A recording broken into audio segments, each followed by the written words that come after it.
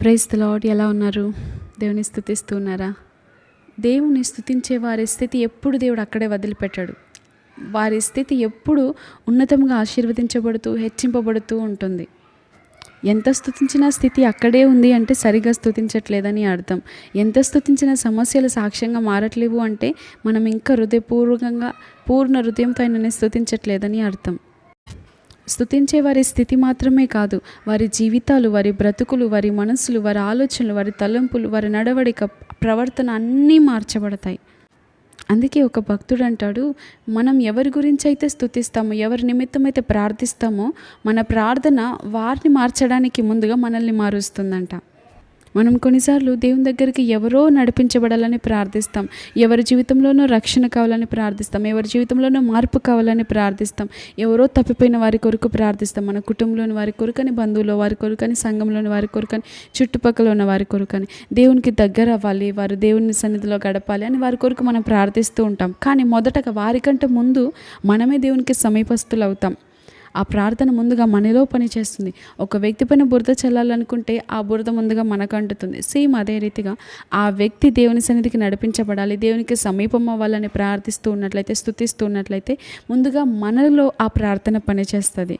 Same అంతే, స్తుతి ముందుగా మన స్థితిని మారుస్తుంది, మన జీవితాన్ని మారుస్తుంది.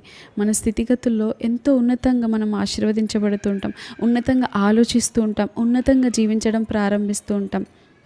ఎందుకంటే దేవుడు స్తుతించే వారిని అదే స్థితిలో విడిచిపెట్టాడు. దీన స్థితిలో నుండి స్తుతిస్తే దేవుడు అక్కడే విడిచిపెట్టాడు. ఏ సమస్యలో నుండి స్తుతిస్తే దేవుడు అక్కడే విడిచిపెట్టాడు. దానిలో దేవుడు తప్పకుండా విజయాన్ని ఇస్తాడు. ఆ స్థితిలో నుండి దేవుడు తప్పకుండా విడిపిస్తాడు. కొంతమంది అంటూ ఉంటారు, హల్లెలూయా అనే వాక్యం బైబిల్లో లేదు కదా, హల్లెలూయా అన్న పదం బైబిల్లో లేదు కదా, మనం చెప్పకూడదు అని. కానీ వాక్యంలో మనం చూసినట్లయితే కీర్తనల గ్రంథం చివరి అధ్యాయాల్లో హల్లెలూయా అనే మాటను చూస్తాం. అంత మాత్రమే కాదు, ప్రకటన గ్రంథంలో కూడా మనం హల్లెలూయా అనే మాటను చూస్తూ ఉంటాం. ఇంగ్లీష్లో అయితే స్పష్టంగా హల్లెలూయా అని ఉంటుంది, తెలుగులో అయితే యెహోవాను కీర్తించుడి, యెహోవాను స్తుతించుడి అని ఇలా తర్జుమా చేయబడింది. కానీ వాక్యం మాత్రం హల్లెలూయా అని రాయబడింది. చాలామంది బైబిల్లో హల్లెలూయా అని లేదు కాబట్టి నేను హల్లెలూయా చెప్పను అని అంటారు. మనం ప్రకటన గ్రంథం 19వ అధ్యాయం 1వ వచనంలోనే మనం చూసినట్లయితే, అటు తర్వాత బహుజనుల శబ్దము వంటి గొప్ప స్వరము పరలోకమందు ఇలాగు చెప్పగా వింటిని, ప్రభువును స్తుతించుడి, రక్షణ మహిమ ప్రభావములు మన దేవునికే చెల్లును. ఇక్కడ స్తుతించుడి, ప్రభువును స్తుతించుడి అనే మాటకి పైన 2 అని రాసి ఉండి కింద పుట్నోట్లో హల్లెలూయా అని రాయబడి ఉంది. మూల భాషలోనికి వెళ్ళి చూస్తే అక్కడ హల్లెలూయా అనే ఉంటుంది. ఇది పరలోక గానం అంట. ఇది ఒక విశ్వాస ధ్వని, ఇది ఒక స్తుతి ధ్వని, హల్లెలూయా అని చెప్పడం. ఇది పరలోకంలో మనం పాడబోయే ఒక కీర్తన, మనం పాడబోయే ఒక పాట హల్లెలూయా. కొంతమంది అంటూ ఉంటారు, హల్లెలూయా అని సేవకులు చెప్తే మరలా వినేవాడు కూడా హల్లెలూయా అని ఎందుకంటారు, దేవుని స్తుతించుడి అంటే మరలా దేవుని స్తుతించుడని తిరిగి చెప్తున్నారేంటి అని అనుకుంటూ ఉంటారు. అయితే దీనిలో హల్లెలూయా అనే మాటకి చాలా అర్థాలు ఉన్నాయి. కొన్నిసార్లు మనం మాట్లాడే మాట ఒక్కటి అయినప్పటికీ మన తెలుగులో కూడా దాని అర్థాలు చాలా ఉంటాయి.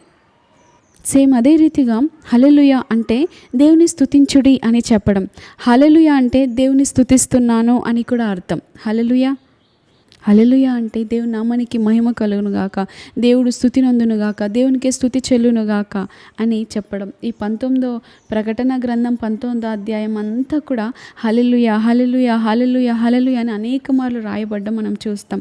ఒక్కరు హల్లెలూయా అంటే గాన ప్రతిగానాలు అంటాం కదా, సేమ్ అదే రీతిగా ఒక్కరు హల్లెలూయా అంటే అక్కడున్న పెద్దలేంటి, 4 జీవులేంటి, అక్కడున్న సమస్త ప్రజలేంటి, అక్కడున్న దూతలేంటి, ప్రభు కౌను స్తుతి కలుగును గాక, ప్రభు గొప్పవాడు, ఆయన సర్వాధికారి, మా గొర్రెపిల్లి అయిన దేవునికి నిత్యము స్తుతి కలుగును గాక, ఆయనకే యుగ యుగములకు మహిమ కలుగును గాక అంటూ వారు హల్లెలూయా హల్లెలూయా అని దేవుని స్తుతిస్తూ ఉన్నారు. ఇది పరలోక గానం. మనం వెళ్ళిన తర్వాత పరలోకం చేయవలసిన కీర్తనే ఇది, పాడవలసిన గానమే ఇది. హల్లెలూయా అని చెప్పడం, దేవుని స్తుతించే మాట. అది చెప్పే కొలది మనం ఎరగకుండానే, మనకు తెలియకుండానే మన చుట్టూ ఉన్న సమస్త చీకటి మనలో నుండి తొలగిపోతుంది, మన దగ్గర నుండి తొలగిపోతుంది, దాని అధికారాన్ని కోల్పోతుంది.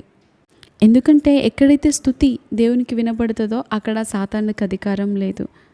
కీర్తనల గ్రంథంలో మనం చూసినట్లయితే లాస్ట్ 10 అధ్యాయాలు కూడా వాక్యం స్టార్టింగ్ యెహోవాను స్తుతించుడి, ఎండింగ్ యెహోవాను స్తుతించుడి. అంటే హల్లెలూయా హల్లెలూయా హల్లెలూయా హల్లెలూయా. ఇంకా చూసినట్లయితే కీర్తనల గ్రంథం 150 అధ్యాయం మొత్తము కూడా ప్రైజ్ ద లార్డ్ హల్లెలూయా హల్లెలూయా హల్లెలూయా అనే ఉంటుంది.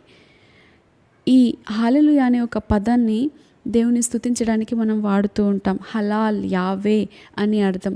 దేవునికి హృదయపూర్వకంగా హలాల్ చేయడం. హలాల్ అంటే ఆయన ఎదుట సాగిలపడడం. హల్లెలూయా అనే పదాన్ని ఊరికే ఏదో నామకార్థంగా ఏదో ఆచారంగా చెప్పడం కాదు.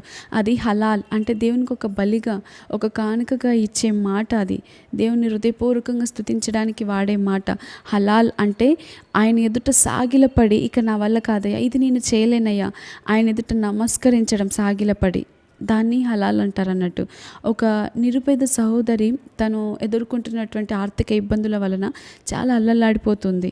దైవ సేవకుల దగ్గరకు వచ్చి అడుగుతుంది, అయ్యా నా స్థితి ఇలా ఉందయ్యా, నేనేం చేయలేకపోతున్నానయ్యా అని అన్నప్పుడు, నా జీవితం మార్చబడాలని నేను ఆశపడుతున్నాను, నాకు ఏదైనా దారి చూపించండి అయ్యా, ఏదైనా చెప్పండి అయ్యా, నేను ఎలా ఉండాలో చెప్పండి అయ్యా, ఏం చేయమంటారో చెప్పండి అయ్యా అని అడిగినప్పుడు సేవకులు ఇచ్చిన మాట సహాయం ఏంటంటే, నువ్వు బాధపడకమ్మా, ఎల్లప్పుడూ ప్రభువును బట్టి ఆనందించు, కృతజ్ఞతల దానివై ఉండుము, నీ హృదయ వాంఛలను ఆయన తీరుస్తాడు, ఆయన నీ పక్షాన పోరాడతాడు అని ఆమెను బలపరిచి, ఆ విశ్వాసిని ఎంతగానో బలపరిచి అక్కడి నుండి పంపిస్తారు. ఆ రోజు ఆ సంఘ ఆరాధన అయిపోయిన తర్వాత ఆ స్త్రీ ఇంటికి వెళ్ళి యథారీతిగానే తన వంటగదిలోనికి వెళ్ళి చూస్తే వంట చేయడానికి కావాల్సింది అసలు ఏదీ లేదు. అంతకుముందు అయితే తాను ఆ స్థితిలో ఉన్నప్పుడు ఎంతో విసిగిపోతూ, మండిపడుతూ, ఎంతో నిరుత్సాహపడుతూ, కృంగిపోతూ, ఆ గిన్నెలన్నింటినీ ఎత్తేస్తూ, పడేస్తూ, శబ్దం చేస్తూ, ఇంటి వారిపై కోప్పడుతూ, తిడుతూ అలా ఉంటూ ఉండేది. కానీ సేవకుల దగ్గర మాట ఇచ్చింది కదా, అయ్యా మీరు చెప్పినట్లే నేను చేస్తాను కదా అని చెప్పి తీర్మానించుకుంది కదా, నేను ప్రభుని బట్టి ఆనందిస్తూ కృతజ్ఞత కలిగిన దానినై ఆయనను స్తుతిస్తాను అని ఆమె తీర్మానించుకుంది. కాబట్టి ఆ ఎదుర్కొంటున్న ఆ స్థితిలో సహితము హల్లెలూయా హల్లెలూయా, దేవా నీకే మహిమ కలుగును గాక, దేవా నా ఇంటిలో ఖాళీ గిన్నెలు ఉన్నా పర్వాలేదు, నేను సన్నుకోకుండా నేను స్తుతిస్తానయ్యా, నీవు శూన్యంలో నుండి సమస్తమును చేసిన దేవుడు, ఎక్కడైతే శూన్యం ఉంటుందో, ఎక్కడైతే ఖాళీ కనబడుతుందో అక్కడ నీ సృష్టి హస్తం ఉంటుందయ్యా అని హల్లెలూయా హల్లెలూయా, నీ నామమునకే మహిమ కలుగును గాక ప్రభువా అని ఆమె స్తుతించడం ప్రారంభించింది. ఆమె స్తుతిస్తూ ఉంటుండగానే, నీవు నూతన ఆశీర్వాదాలతో నింపే దేవుడవయ్యా, నన్ను నూతన ఆశీర్వాదాలతో నింపబోతున్నావు, నీ కృతజ్ఞతలు, ఆశ్చర్య రీతిలో నన్ను పోషించబోతున్నావు, నీ కృతజ్ఞతలు, గొప్ప కార్యం జరిగించబోతున్నావు, నీ కృతజ్ఞతలని అక్కడ ఏమీ లేదు. కానీ ఆమె స్తుతించడం ప్రారంభించింది. కేవలం హల్లెలూయా, దేవా నువ్వు ఇది చేయబోతున్నావు నీకే హల్లెలూయా, నువ్వు ఇది జరిగించబోతున్నావు నీకే హల్లెలూయా అని చెప్పి ఆ ఖాళీ గదిలో అటు ఇటు తిరుగుతూ ఆమె స్తుతిస్తూ ఉంది. ఆమె పనులు చేసుకుంటూ దేవుని నామాన్ని మహింపరుస్తుంది. వెంటనే ఒక డోర్ శబ్దం వినబడింది. ఆమె ఎవరా అని వెళ్ళి చూస్తే ఒక గొప్ప ధనికురాలు, ఒక రిచ్ పర్సన్ ఆమె దగ్గరికి వచ్చి, ప్రభు ఈరోజు మార్నింగ్ నాతో మాట్లాడారు మీ దగ్గరికి వెళ్ళమని చెప్పి, ఇదిగో మీకు ఇది ఇవ్వమని చెప్పారని చెప్పి నెలకు సరిపడా సరుకులను, ఆమెకి ఏదేదైతే కావాలో నెలకు సరిపడా కిరాణా అంతా కూడా తీసుకొచ్చి ఆమెకి ఇవ్వడం జరిగింది. ఆమె ఇచ్చిన ఆ సరుకులతో ఆ వంటగది అంతా కూడా నిండిపోయింది. అంత రీతిగా దేవుడు మల్టిప్లై చేశాడు, ఆ రీతిగా దేవుడు ఆశీర్వదించాడు, ఆ రీతిగా ఆమె స్తుతికి దేవుడు తగిన ప్రతిఫలాన్ని ఇచ్చాడు, ఆమె స్థితిని మార్చాడు. ఆ రీతిగా మనం కూడా దేవుని నామాన్ని ఘనపరుస్తూ ఉంటే దేవుడు మనల్ని అదే స్థితిలో విడిచిపెట్టే దేవుడు కాదు. ఈరోజు మీరు కరువులో వెళ్తున్నారేమో, ఎక్కడి నుండి నాకు సహాయం వస్తుంది అనే పరిస్థితి కూడా మీరు వెళ్తున్నారేమో, చుట్టూ మూయబడిన ద్వారాలు కనబడుతున్నాయేమో, ఇక నాకు సహాయమే లేదు అన్న పరిస్థితి మీకు కనబడుతూ ఉండవచ్చు. కానీ మనము స్తుతిస్తుండగా దేవుడు ఒక ద్వారాన్ని తెరుస్తాడు. అపవాది అనుకుంటాడంట, చుట్టూ ఉన్న ద్వారాలని నేను మూసాను, ఇక వీడికి సహాయం కలగదు, ఇక ఈ మొక్క సహాయం కలగదు అని సంబరపడిపోతూ ఉంటాడంట. కానీ అపవాది ఎన్ని ద్వారాలు మూసినా ఒక ద్వారాన్ని మూయలేడంట, అదే పైనున్న ద్వారం. హల్లెలూయా. మనం స్తుతిస్తుండగా పైనున్న ద్వారం మన కొరకు ఎప్పుడు తెరవబడే ఉంటుంది. మనం స్తుతిస్తుండగా మనకు సహాయం అక్క నుండి కలుగుతుంది. కాబట్టి పైకి చూస్తూ, ఆయన వైపు చూస్తూ మనం ఆయనను స్తుతిద్దాం. దేవుడు మన జీవితంలో కలుగజేసుకొని మనకున్న ప్రతి అవసరతను ఆయన మహిమాశ్వరం చొప్పున తీర్చి మనలను ఆయన సాక్షులుగా నిలబెడతాడు. ఆయన నామానికి ఘనత వచ్చే రీతిగా సహాయం చేస్తారు, సాక్ష్యాన్ని ఇస్తారు. మన కథ మొత్తం మార్చగలిగిన సమర్థుడు. ఆయన వైపు చూస్తూ ఆయనను స్తుతిద్దాం. అట్టి కృప భాగ్యం దేవుడు మనకు అనుగ్రహించి నడిపించును గాక. Amen. Thank you all. Praise the lord.